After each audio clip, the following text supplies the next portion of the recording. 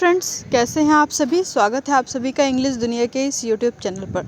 So friends, आज से हम लेकर के आए हैं UP TGT PGT special MCQ series, जिस पे आपको डेली की डेली, अगर डेली नहीं हो पाता है पॉसिबल तो जैसे जैसे टाइम मिलेगा हम आपको, अभी क्योंकि एग्ज़ाम में काफ़ी टाइम है तो आपको प्रैक्टिस सेशन इसमें मिलता रहेगा, जिसमें 30 एमसीक्यूज़ की क्लासेस आपको मिलती रहेंगी, जो आपके एग्ज़ाम पॉइंट ऑफ व्यू से काफ़ी इंपॉर्टेंट और हेल्पफुल रहने वाली हैं। ज़्यादा से ज़्यादा क्वेश्चन अगर आप प्रैक्टिस करना चाहते हैं तो हमारे चैनल पर बने रहें, दोस्तों को शेयर करें। सो चलिए स्टार्ट करते हैं बिना टाइम वेस्ट किए। और एक चीज़ और ये भी रहेगी कि मेरा जो चैनल पे जो आपको वीडियो मिलेगा वो आपका टाइम कंज्यूमिंग नहीं होगा, आपको कम समय में ज़्यादा से ज़्यादा कंटेंट प्रोवाइड किया जाएगा। अगर मुझे टाइम मिलता है तो थ्योरी क्लासेस भी स्टार्ट करूँगी। वैसे मैं प्रॉमिस नहीं करती हूँ, बीच बीच में सेशंस मिलते रहेंगे क्योंकि थोड़ा सा समय की कमी है। ओके, सो चलिए स्टार्ट करते हैं। पहला क्वेश्चन आपका है, who is the author of pride and prejudice.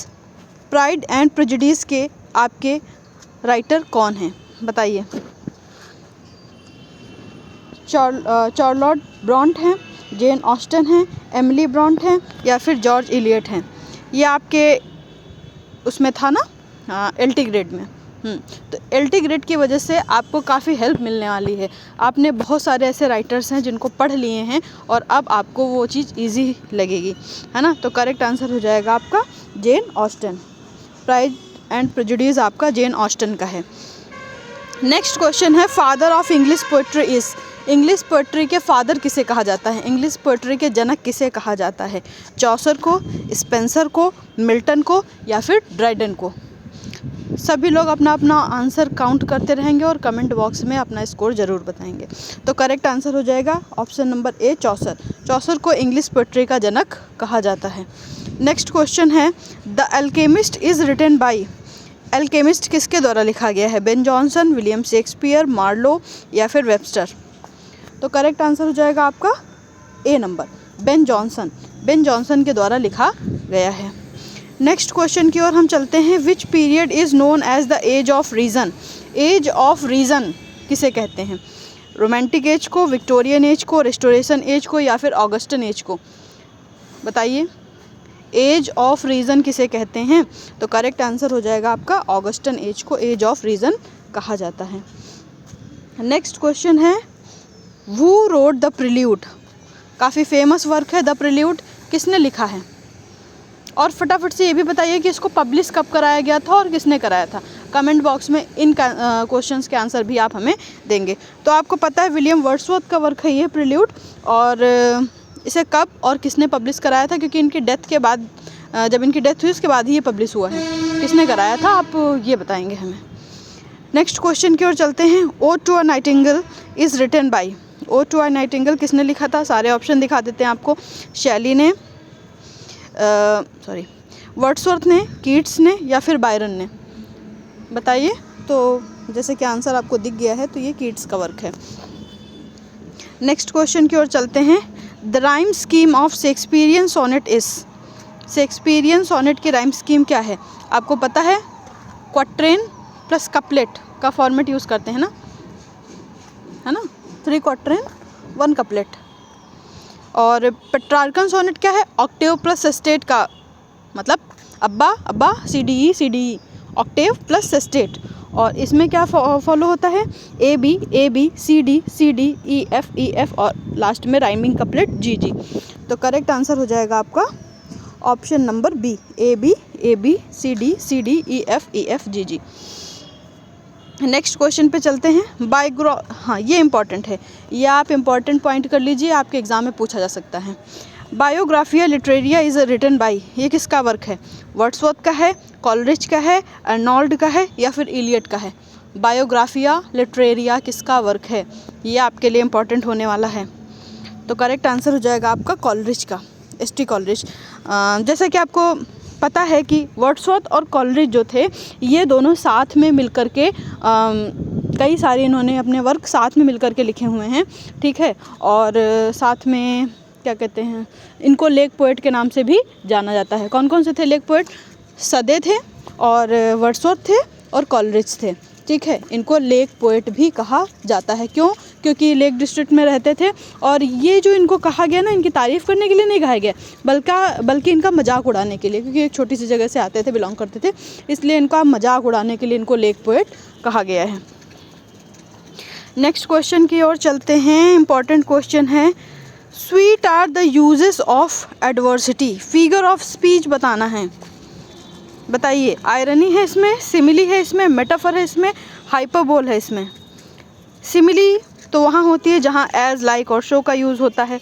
Metaphor में आपको पता है कंपैरिजन होता है। हाइपरबोल में क्या होता है, एग्जैगरेट किया जाता है, मतलब कि चीज़ों को बहुत बढ़ा चढ़ा के कहा जाता है। आयरनी मतलब एक तरह से डबल मीनिंग होता है ना। तो क्या हो जाएगा, करेक्ट आंसर आपका मेटाफर हो जाएगा। नेक्स्ट क्वेश्चन की ओर चलते हैं। The novel 1984 is written by. Novel 1984 is written by किसके द्वारा लिखा गया था? एल्डस हक्सले के द्वारा, जॉर्ज ऑरवेल के द्वारा, A.G. वेल्स के द्वारा, थॉमस हार्डी के द्वारा। किसके द्वारा लिखा गया था? तो करेक्ट आंसर हो जाएगा आपका जॉर्ज ऑरवेल। इंपॉर्टेंट है, याद रखिए। वो is the author of old man and the sea, ये भी आपका था आपके LT के सिलेबस में। Old man and the sea, है ना। कितने दिन वो गया जाता था? 84 डेज तक कि उसको कुछ भी नहीं मिला था, कोई भी मछली नहीं मिली थी, है ना। क्वेश्चन पूछा भी गया था ये आपसे। तो हेमिंगवे, स्टेनबैक, डिकेंस या फिर ट्वेन, बताइए। तो करेक्ट आंसर हो जाएगा आपका option number A, Ernest Hemingway. Full name, पूरा नाम है इनका अर्नेस्ट हेमिंगवे, है ना। नेक्स्ट क्वेश्चन की ओर चलते हैं। Antonym of fragile. फ्रेजाइल का एंटोनिम क्या है? इसमें देखिए आपको मिक्स मिलेगा, आपको फिगर ऑफ स्पीच मिलेगी, राइटर्स के वर्क भी मिलेंगे और साथ ही साथ कुछ ग्रामर से रिलेटेड भी आपको इसमें मिल जाएगा, वोकैब वगैरह भी मिल जाएगी, ठीक है। तो फ्रेजाइल का एंटोनिम बताना है। वीक होता है, स्ट्रॉन्ग होता है, ब्रिटल होता है या फिर डेलिकेट होता है, बताइए। फ्रेजाइल, तो करेक्ट आंसर हो जाएगा आपका स्ट्रॉन्ग, ठीक है। एंटोनिम मतलब अपोजिट बताना था, है ना, फ्रेजाइल का। तो फ्रेजाइल का अपोजिट क्या होता है? स्ट्रॉन्ग होता है। स्ट्रॉन्ग मतलब क्या? मजबूत, और फ्रेजाइल मतलब कमज़ोर, है ना। वीक तो उसका सिनोनिम हो गया, है ना। डेलिकेट भी क्या हो गया? वैसे ही हो गया, सिनोनिम टाइप से। Synonym of melancholy. मेलंकली मतलब, अभी वो तो हम बाद में बताएंगे ना, पहले आप बताइए इसका सिनोनिम क्या है। हैप्पी है, सैड है, लकी है या फिर केयर फ्री है? तो बहुत इजी पड़ गया आपका सैड, है ना। मेलंकली मतलब क्या होता है? उदास, और सैड मीन्स भी उदास, क्योंकि यहाँ सिनोनिम पूछा गया है तो सेम अर्थ वाला हम बताएंगे। नेक्स्ट क्वेश्चन की ओर चलते हैं। Identify the correct passive voice. She wrote a letter, बताइए। सी रोट अ लेटर, इसका पैसिव वॉइस क्या बनेगा? जैसा कि हम पहले ही देख रहे हैं, यहाँ पे सेकंड फॉर्म का यूज़ हुआ है। सेकंड फॉर्म का यूज़ किस में होता है? तो हमें पता है कि पास्ट इंडेफिनिट के अफर्मेटिव सेंटेंस में हम क्या करते हैं, इसका यूज़ करते हैं सेकंड फॉर्म का। तो पास्ट इंडेफिनिट में है तो फिर किस में जाएगा, क्या चेंज होगा, बताइए। सबसे पहले अलेटर हो जाएगा। अलेटर, अब इज़ लगेगा नहीं क्योंकि प्रेजेंट तो नहीं बनेगा, पास्ट बनेगा। हैज़ भी प्रेजेंट का आ जाएगा, ये भी नहीं बनेगा। हैड बीन में जाएगा नहीं क्योंकि अभी हमारे पास ऑप्शन है was. A letter was written by her, है ना। A letter was written by her, ये हो जाएगा आपका करेक्ट। आपको आते हैं ये एक्टिव पैसिव कि नहीं, हमें कमेंट बॉक्स में बताएं, ताकि हम, अगर आपको इसमें प्रॉब्लम है, आपकी डिमांड पर ही हम इसकी क्लास लेकर के आएंगे। एक्टिव पैसिव की एक स्पेशल क्लास आपको करवा देंगे, लेकिन उसके लिए आपको कमेंट में लिखना पड़ेगा, है ना, क्योंकि आप लोगों के सपोर्ट से ही मोटिवेशन मिलता है। हम आपके लिए इतना कुछ करते हैं और अगर सपोर्ट नहीं मिलता है तो हमारा भी मोरल डाउन होता है। इसलिए मोटिवेशन तभी मिलता है क्योंकि हम अपने बिज़ी शेड्यूल में से आपको ये टाइम निकाल के देते हैं। इसके अलावा भी मेरे पास अपना सेंटर है जो मुझे चलाना होता है, बहुत सारे ऐसे काम हैं जो मुझे करने होते हैं, उन सब से टाइम निकाल कर के वीडियो रिकॉर्ड करती हूँ और उसके लिए कंटेंट इकट्ठा करती हूँ। तो इन सब में समय लगता है, और अगर आपको इतना हम कुछ दे रहे हैं तो आपसे उसके बदले लाइक शेयर तो मांग ही सकते हैं, है ना। To let the cat out of the bag means क्या मतलब होगा? To release a pet, to reveal a secret. इससे रिलेटेड, रिवील अ सीक्रेट से रिलेटेड शायद एलटी के क्वेश्चन में था, है ना, था ना, बताइए आप लोग। To make a noise, to be careless, क्या हो जाएगा, to let the cat out of the bag, बिल्ली को बैग से बाहर आने देना, it means reveal a secret, secret को बाहर आने देना, सीक्रेट को रिवील होने देना। नेक्स्ट क्वेश्चन है, waiting for Godot belongs to which genre, इसका जॉनर बताना है। ठीक है, बताइए फटाफट से क्या हो जाएगा करेक्ट आंसर आपका। Comedy of manners, Gothic drama, absurd drama, या फिर मोरालिटी प्ले, बताइए। तो करेक्ट आंसर हो जाएगा आपका एब्सर्ड ड्रामा, ये एक एब्सर्ड ड्रामा है। नेक्स्ट क्वेश्चन की ओर चलते हैं। एक्चुअली मंकीज़ आ गए हमारे यहाँ, बहुत सारे मंकीज़ हैं, वीडियो रिकॉर्ड करते समय अगर आ जाते हैं तो भागना पड़ता है। आप लोग वेट करें, हम सही लोकेशन पे पहुँचते हैं। Yes, wait for a minute.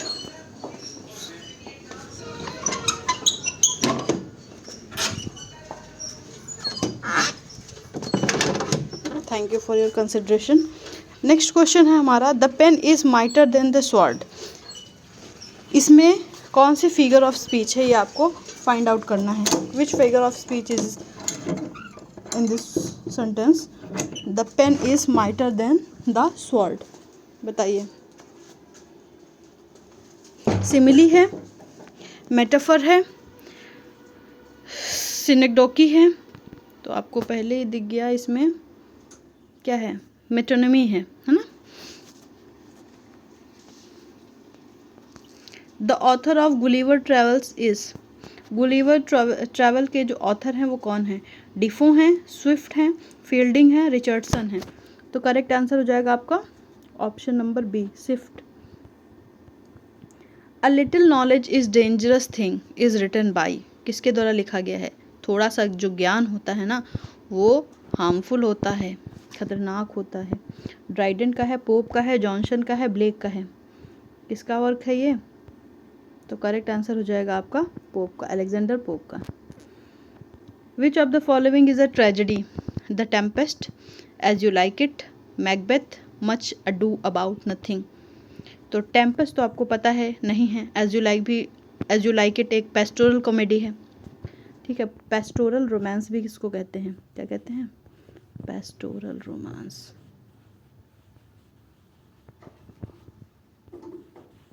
या फिर पेस्टोरल कॉमेडी।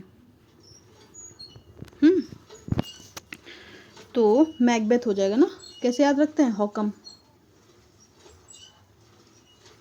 हॉकम मतलब हैमलेट, ओथेलो, किंग लियर और मैकबेथ। वो रोट मिडल मार्च, तो जॉर्ज इलियट का वर्क है मिडल मार्च। नेक्स्ट क्वेश्चन है, Dover Beach is written by, ये भी आपके सिलेबस में था, है ना, यूपीएलटी के सिलेबस में था। तो डोवर बीच कीट्स का है, अर्नोल्ड का है, वर्ड्सवर्थ का है, या फिर ब्राउनिंग का है। ब्राउनिंग का आपके में क्या था, माई लास्ट डचेस, है ना, और साथ में एक और वर्क था, क्या था, प्रोस्पाइस। ये वर्क थे आपके। राइटिंग थोड़ी गंदी आ रही है ना, कोई बात नहीं, हमें पढ़ने से मतलब है। तो डोवर बीच किसका है, अर्नोल्ड का वर्क है, मैथ्यू अर्नोल्ड।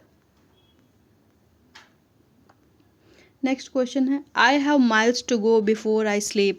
ये बहुत फेमस लाइन्स हैं जिसको अक्सर लोग मोटिवेशन के लिए भी यूज़ करते हैं। Miles to go before I sleep and miles to go before I sleep, ये किसकी है, फ्रॉस्ट की है, रॉबर्ट फ्रॉस्ट, वॉल्ट विटमैन की है, टीएस इलियट की है, या फिर विलियम बटलर ईस्ट की है। किसकी लाइन है ये, तो रॉबर्ट फ्रॉस्ट की लाइन्स हैं ये। किस पोएम से ली गई हैं वो भी आप बताएं। Stopping by woods on a snowy evening, ठीक है, उसकी लाइन है ये। I have promises to keep and miles to go before I sleep, full lines क्या हैं?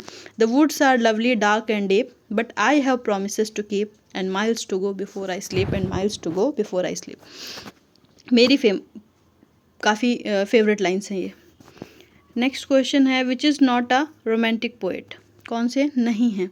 वर्ड्सवर्थ, कीट्स, शैली या फिर टेनिसन? तो वर्ड्सवर्थ तो रोमांटिक है, इनको तो कोई कह ही नहीं सकता है। और आपको पता है कीट्स और शैली के बारे में भी। तो करेक्ट आंसर आपका क्या हो जाएगा? टेनिसन ही हो जाएगा। इन लिंग्विस्टिक फोनिम मीन्स, फोनिम का क्या मतलब होता है? फोनिम मतलब ध्वनिम, है ना। Smallest unit of meaning, smallest unit of sound, smallest unit of syntax, largest unit of speech. तो करेक्ट आंसर हो जाएगा स्मॉलेस्ट यूनिट ऑफ साउंड आपका। फोनिम का मतलब होता है स्मॉल, ध्वनि मतलब smallest unit of sound. Who wrote arms and the man, ये आपके एलटी के सिलेबस में था। आर्म्स एंड द मैन जो कि एक एंटी रोमांटिक कॉमेडी है ना। क्या है? एंटी, क्वेश्चन भी आया था इससे, ये anti romantic comedy.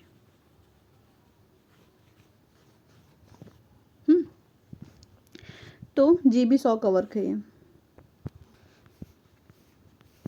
Next question है पैराग्राफ शुड इंक्लूड, एक पैराग्राफ में क्या होना चाहिए? ओनली एग्जाम्पल्स, बिल्कुल नहीं।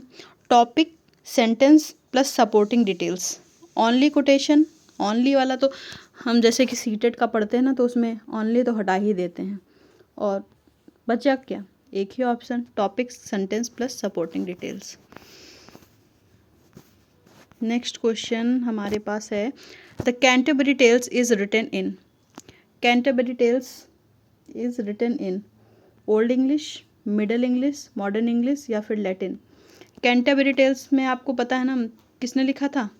चौसर का वर्क है ये, जोफ्री चौसर का कैंटरबरी टेल्स, जिसके अंदर जो पिलग्रिम्स के लिए जा रहे होते लोग थे, उन लोगों को कहा गया था कि सभी लोग जाते समय एक एक स्टोरी सुनाएंगे और वापसी में आते समय सभी लोग स्टोरीज सुनाएंगे। तो इस तरह से करके 120 स्टोरीज सुनानी थी, लेकिन पूरी हो नहीं पाई थी, इन्होंने पूरी लिखी नहीं थी, उससे पहले इनकी डेथ हो गई थी, इस वर्क को कंप्लीट नहीं कर पाए थे, ये अनकम्प्लीट वर्क था इनका। अच्छा ही था, नहीं तो आज के बच्चे जो थे ना बेचारे इतनी सारी स्टोरीज पढ़ते पढ़ते। तो करेक्ट आंसर हो जाएगा आपका मिडल इंग्लिश। ये इंपॉर्टेंट है चौसर का, अगर आपने कैंटरबरी टेल्स नहीं पढ़ा है तो ज़रूर पढ़ लें, हम इसकी क्लास ज़रूर लेंगे, कैंटरबरी टेल्स की एक क्लास ज़रूर लेंगे। A person who looks at the bright side of things, one word substitution आप आ गया आपके में। A person who looks at the bright side of the things, जो हमेशा ब्राइट साइड को देखता है, नेगेटिव साइड को इग्नोर कर देता है। सिनिक कहते हैं, ऑप्टिमिस्ट कहते हैं, पेसिमिस्ट कहते हैं या फिर रियलिस्ट कहते हैं? बताइए करेक्ट आंसर क्या हो जाएगा आपका? तो करेक्ट आंसर ऑप्शन बी हो जाएगा, ऑप्टिमिस्ट कहते हैं उसे। To burn the midnight oil means, बताइए to burn the midnight oil, to waste time, ये तो नहीं होगा। मिडनाइट ऑयल मतलब रात तक आप वर्क कर रहे हैं, है ना, तभी तो ऑयल बर्न हो रहा है, आप लाइट जला करके कर रहे हैं। टू स्टडी और वर्क लेट एट नाइट, यही हो जाएगा आपका। टू स्लीप अर्ली, ये होगा नहीं। टू लाइट लैटर्न, ये भी नहीं होगा। इसी के साथ आपके 30 क्वेश्चंस ख़त्म होते हैं। सो बने रहिए हमारे साथ, मिलते हैं नेक्स्ट सेशन में और इम्पॉर्टेंट क्लास के साथ। ज़्यादा से ज़्यादा दोस्तों को शेयर करें। So thank you so much, thanks for watching, like share and subscribe.